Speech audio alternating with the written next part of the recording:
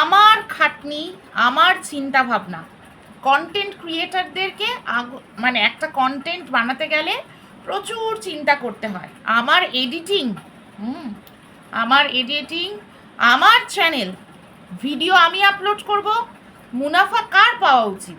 আমার তো। কিন্তু না, পাচ্ছে কে? অন্য কেউ। ভাবছো কি বলছি? হ্যাঁ, ঠিকই বলছি। ভিডিওটা একটু কন্টিনিউ করো, তাহলেই বুঝতে পারবে। তার আগে ইন্ট্রোটা দিয়ে নিই। Hello everyone, welcome back to my channel life of কেকে। আমি কোয়েল, তোরিস ব্লগ। ঠিক আছে, মাঝে মাঝে ভিডিও দেখি, সবসময় ভিডিও দেখা যে হয় সেটা নয়। স্পেশালি সময় তো এত থাকে না। যাদেরকে নিয়ে কন্টেন্ট বানাই, ডেলি ধরো কন্টেন্ট বানাচ্ছি, তাহলে তাদের ভিডিওই বেশি করে দেখতে হয়। তাও আমি চেষ্টা করি একটু বিভিন্ন রকমের কন্টেন্ট বানাতে। কিছুদিন আগেই যেমন অপরাজিতা আড্ডকে নিয়ে একটা কন্টেন্ট বানালাম। নিত্য নতুন কন্টেন্ট বানাতে ভালো লাগে না, একটু স্যাচুরেটেড লাগে, একই রকম একঘেয়ে। আর আমি তো বলি যে আমি কন্ট্রোভার্সি ক্রিয়েটার হয়ে কারোর দালালি বা ওকালতি করতে আসিনি। আমি একজন স্বাধীন ক্রিয়েটার, ফ্রি বার্ড। সব জায়গায় উড়ে উড়ে বেড়াবো, এবং যেখানে যেটা ভুল ত্রুটি সেটাও বলবো, আবার যেখানে ভালো সেটাও বলবো। তো যেটা আসি মেন পয়েন্টে, তোরিস ব্লগের একটা ভিডিও আজকে চোখে পড়লো, হোম পেজে চলে এলো। এই যে মেয়েটি, এই মেয়েটি একদিন কিছুদিন আগে, একদিন না কিছুদিন আগে একটা কন্ট্রোভার্সির মধ্যে জড়িয়ে গেছিল। কেন? কিসের কন্ট্রোভার্সি? লক্ষ্মী পুজোর কেন্দ্র করে একটা কন্ট্রোভার্সি। বাচ্চাকে মানে ঠাকুরের আসনে বসিয়ে, মানে বাচ্চাকে পুজো করেছিল লক্ষ্মীর রূপ হিসেবে, লক্ষ্মীর আসনে বসিয়ে পুজো করেছিল। সেটা নিয়ে অনেকেই বিরোধিতা করেছে, অনেকে কিন্তু সাপোর্ট করেছে। আমার কিন্তু দারুণ লেগেছিল, দারুণ। ঘরের লক্ষ্মী হচ্ছে ঘরের বউ, গৃহলক্ষ্মী, লক্ষ্মীর অনেক রূপ। সৌভাগ্য লক্ষ্মী, ধান্য লক্ষ্মী, গৃহলক্ষ্মী, কমলা লক্ষ্মী, অনেক রূপ। তো গৃহলক্ষ্মী কারা হয়? গৃহলক্ষ্মী হচ্ছে বাড়ির মেয়েরা, বউ, কন্যা। ঠিক আছে, তো এটা একটা দারুণ উদ্যোগ। কিন্তু যেরকম কুমারী পুজো হয়, দুর্গা পুজোর সময় কুমারী পুজো হয় কিভাবে, তো সেই একটা কন্ট্রোভার্সি কিন্তু হয়েছিল। ঠিক আছে, তো তখন বোধহয় এই ওদেরকে আর কি অনেক কাঠখড়, মানে এই দম্পতিকে, হাজব্যান্ড ওয়াইফকে অনেক কাঠখড় পোহাতে হয়েছে। হয়তো কন্ট্রোভার্সি করতে গিয়ে লিমিটলেস কন্ট্রোভার্সি হয়ে গেছিলো, সেই জন্য লিগাল অ্যাকশান নেবে বলেও অনেক দৌড়াদৌড়ি হয়েছে। ঠিক আছে, তারপর ব্যাপারটা আস্তে আস্তে ধামাচাপা পড়ে যায়। তো আজকে কি হলো, কেন বললাম এই কথাটা, যে আমার খাটনি, আমার চিন্তা ভাবনা, আমার এডিটিং, কিন্তু মুনাফা কামাচ্ছে অন্য কেউ। এই চ্যানেলটা থেকে ভিডিও আসে ওয়াইটিতে। ঠিক আছে, সেই ভিডিওটা, মানে চিন্তা করো এখনকার যুগে মানুষের মেন্টালিটি কি হয়ে গেছে। খাটবো না, পয়সা ইনকাম করব অন্যের মাথায় কাঁঠাল ভেঙে।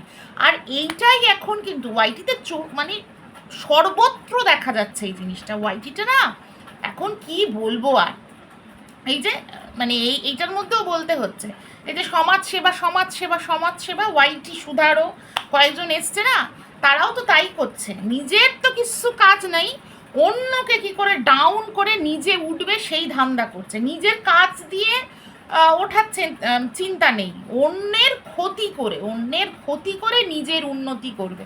আরে এই পয়সা কি হজম হয়? কোনোদিন হজম হয় না। আর একটা ন্যায় অন্যায় বলে তো ব্যাপার আছে, ভগবান বলে তো কেউ আছে রে বাবা, ঈশ্বর বলে তো কেউ আছেন, সর্বশক্তিমান। আরে তার কাছে সব কাউন্ট হয়, সে সব দেখছে। আমি সবসময় বলি, আরে ওপরে একটা সিসিটিভি বসানোই আছে। তো এর হয়েছে সেই অবস্থা, মানে এই তোরিস ব্লগের ভিডিওগুলো নিয়ে মানে একজন, মানে কোনো বজ্জাত কোনো মানুষ, সেই মানুষটা কে সেটা এখনো অবধি সামনে আসেনি। সে একটি পেজ খুলে, ভাবো, পেজের নামটা এখনো বললাম না, পেজটা এখনো ডিলিট হয়নি, কারণ পেজের নামটা বললে আবার পেজটাকে প্রমোট করা হয়।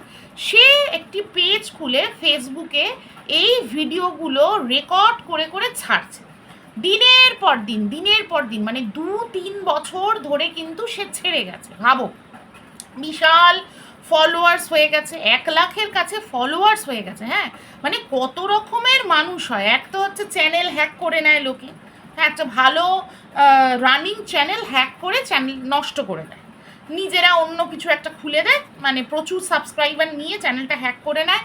অনেকে আছে নিজের মানে অন্য কোনো অভিসন্ধি মেটাতে গিয়ে করে, চ্যানেল নষ্ট করে দেয়, মানে টিভেন্স নিতে গিয়ে অনেকে অনেক সময় করে। অনেকে করে কি, অনেকগুলো সাবস্ক্রাইবার নিয়ে একেবারে একটা চ্যানেল পাবো বলে চ্যানেলটাকে হ্যাক করে নেয়। এরকম তো প্রচুর, ইনস্টাগ্রামে তো প্রচুর হচ্ছে। ওই জন্য বারবার ক্রিয়েটারদেরকে কিন্তু সাবধান করানো হয় যে ভুল ভাল কোনো লিঙ্ক ফিঙ্কে ক্লিক করবে না, ঠিক আছে? তো এই মেয়েটিরও হয়েছে এই জিনিসটি। এই মেয়েটি কিন্তু ওই মানে এরকম হয়নি যে হ্যাক করে নিয়েছে, সেটা নয়।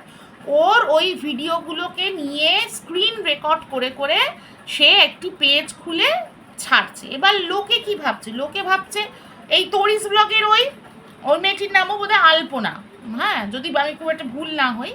তো ও সবাই ভাবছে ও, ঠিক আছে, এবার ছেড়ে দিচ্ছে, সবাই সাবস্ক্রাইব করছে যে ওর পেজ, তরিস ব্লগেরই পেজ।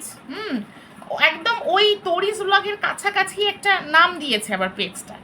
তো সেটা সাবস্ক্রাইব করছে, দেখছে ভিডিও, সে রীতিমতো সেখান থেকে ফেসবুক মনিটাইজ করে আর্ন করছে।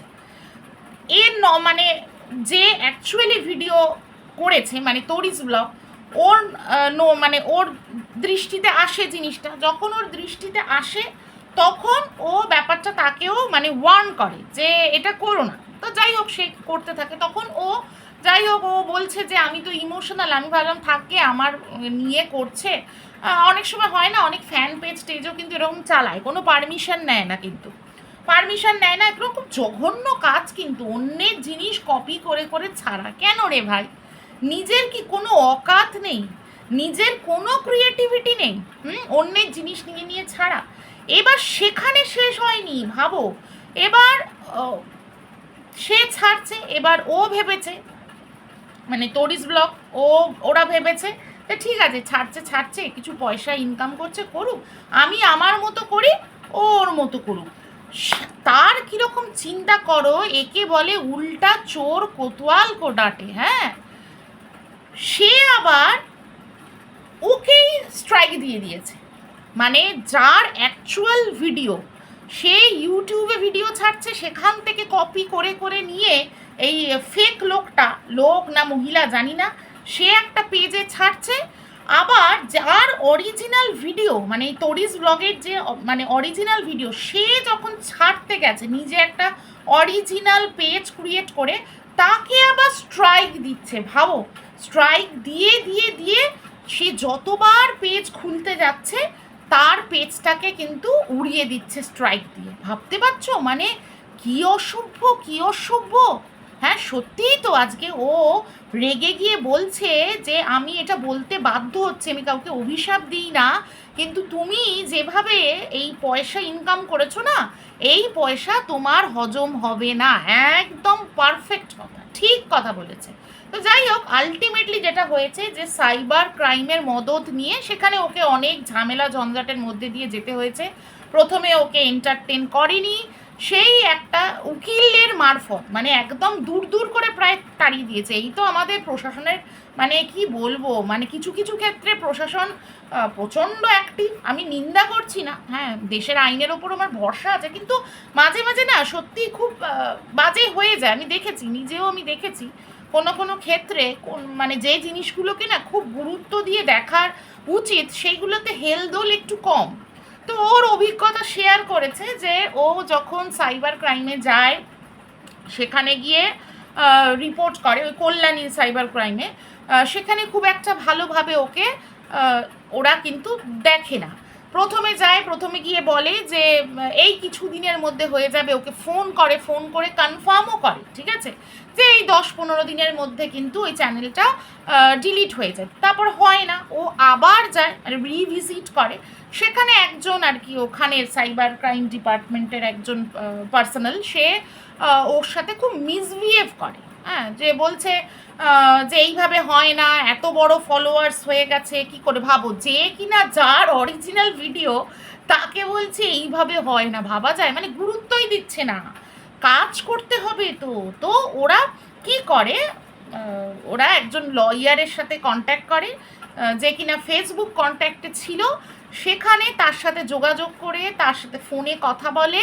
আবার উনি সাজেস্ট করেন যে আপনি যান, গিয়ে ফোনটা আমাকে ধরান, এবং ওই যে লয়ারের ভাষা, সেটাই আজকে ভিডিওতে বলছিল যে আমি একটা জিনিস বুঝে গেছি যে আইনি রাস্তায় যদি যেতে হয় এবং ঠিকঠাক যদি বিচার পেতে হয়, তাহলে কিন্তু লয়ার অ্যাপয়েন্ট করতে হবে।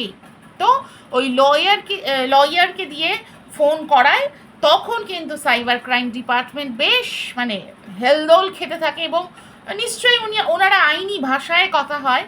তো যে মানুষটা ওর সাথে বাজে ব্যবহার করছিল, সে কিন্তু তারপর ভালোভাবে ওর কথা শোনে এবং প্রমিস করে যে 7 দিনের মধ্যে এই চ্যানেলটার এগেনস্টে, মানে এই পেজটা, ফেসবুক পেজ যেটা ফেক পেজ খুলেছিল, ওরই ভিডিও নিয়ে নিয়ে পোস্ট করছিল, সেখানেও শেষ না, আবার ওকেই স্ট্রাইক দিচ্ছে, পাবো কি হাস্যকর। হ্যাঁ, তো 7 দিনের মধ্যে কাজ করবে বলে তারা আশ্বস্ত করে। এবার ও বাড়ি চলে আসে, এসে বারবার চেক করতে থাকে যে কি হলো।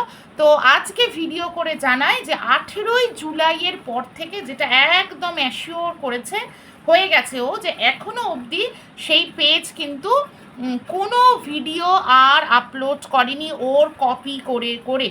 তো সেটাই বললো যে এবার ও একটা পেজ খুলবে ফেসবুকে এবং সেটা বলে দেবে, এবং ওখানে এবার থেকে রেগুলার ভিডিও আসবে। মানে ভাবতে পারছো, একটা মানুষ কষ্ট করে ভিডিও বানায়, আর যারা ফেসবুক পেজ খোলে তারা ওই ওয়াইটির ভিডিওগুলোই ওখানে দেয়।